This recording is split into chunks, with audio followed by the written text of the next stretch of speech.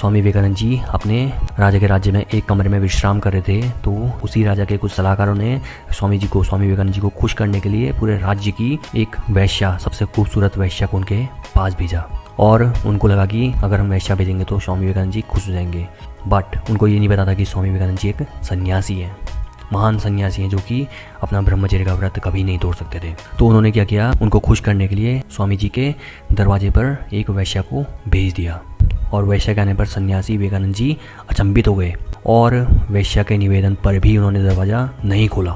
उस टाइम पे जब स्वामी विवेकानंद जी उस राज्य में थे, उस टाइम पे स्वामी जी अपने युवावस्था में थे और उन्होंने उस समय अपनी जो इंद्रियां होती हैं उनको कंट्रोल में करना, उनको अपने वश में करना नहीं सीखा था। और स्वामी जी ने क्या किया, ब्रह्मचर्य ना टूट जाए, क्योंकि वैश्या को देखकर उनके दिमाग में बुरे विचार आ सकते थे, पूरा सोच सकते थे, इसलिए ताकि ब्रह्मचर्य ना टूटे स्वामी जी ने क्या किया, वैश्या के बहुत ज़्यादा बोलने के बाद भी स्वामी जी ने दरवाज़ा तक नहीं खोला, दरवाज़ा ही नहीं खोला। उसके बाद राजा ने उनसे माफ़ी मांगी।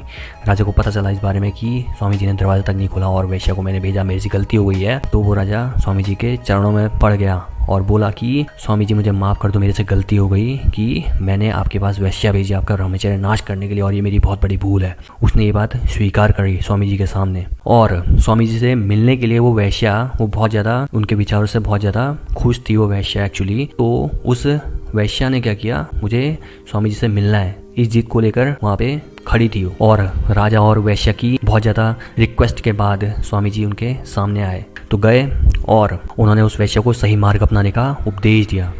और उसके बाद वो वैश्या जो थी वो भगवान की भक्ति में लीन हो गई, सन्यासी बन गई। उसके बाद एक और किस्सा आता है स्वामी जी का ब्रह्मचर्य के बारे में कि अमेरिका में धर्म सभा करने के बाद ख्याति हासिल करने वाले स्वामी विवेकानंद को दुनिया भर में सम्मेलनों के लिए बुलाया जाने लगा। न्यूयॉर्क में एक समारोह में स्वामी विवेकानंद के विचारों और उनके तेज से प्रभावित एक अमेरिकी महिला ने उनसे शादी का प्रस्ताव रखा। अमेरिकी महिला उनके पास आती है और बोलती है कि मुझसे शादी कर लो ताकि वह उनके जैसे प्रतिभाशाली और ओजस्वी बच्चे की माँ बन सके। तो वो बनना चाहती थी उनके बच्चे की माँ। उसके बाद स्वामी जी ने महिला से कहा कि वह सन्यासी है और वह विवाह नहीं कर सकते हैं। स्वामी जी ने बोला कि मैं एक सन्यासी हूँ और मैं विवाह नहीं कर सकता। तो वो बोलते हैं कि आपको मेरे जैसा पुत्र चाहिए तो आप मुझे अपना पुत्र स्वीकार करें, और इससे क्या होगा कि इससे आपको विवेकानंद जैसा बेटा पाने का सपना पूरा हो जाएगा और उनका सन्यास धर्म भी नहीं टूटेगा। तो स्वामी जी के आंसर देखें आप तो कितने महान होते थे, उनका दिमाग देखे तो कितना शार्प होता था, उनके आंसर देने का तरीका देखे तो आप कितना महान रहता था।